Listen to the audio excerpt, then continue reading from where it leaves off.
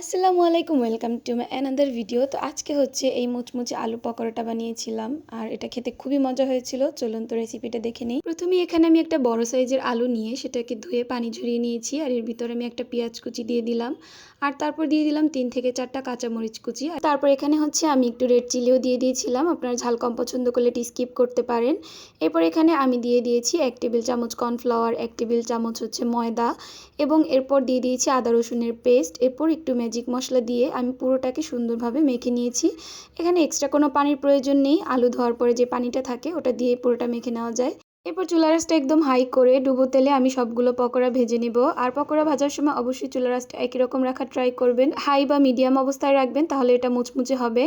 আর তারপরেই তো দেখুন আমার পকোড়াগুলো একদমই ভাজা শেষ হয়ে গিয়েছে। এরপর হচ্ছে আমি এগুলো সব পরিবেশন করে নিলাম। আর তারপরেই তো দেখুন এটা কি মুচমুচে হয়েছে, আমি ভেঙে আপনাদেরকে দেখিয়ে দিলাম। এবার হচ্ছে রিভিউ নেওয়ার পালা।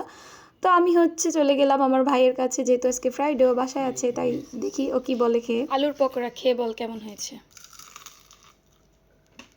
কেমন হয়েছে বল। আর সত্যি কিন্তু পাকোড়াটা অনেক মুচমুচে আর মজার হয়েছিল। তো আজকে ভিডিও এই পর্যন্তই, সবাই ভালো থাকবেন, আল্লাহ হাফেজ, টাটা। আর অবশ্যই রেসিপিটা বাসায় ট্রাই করবেন।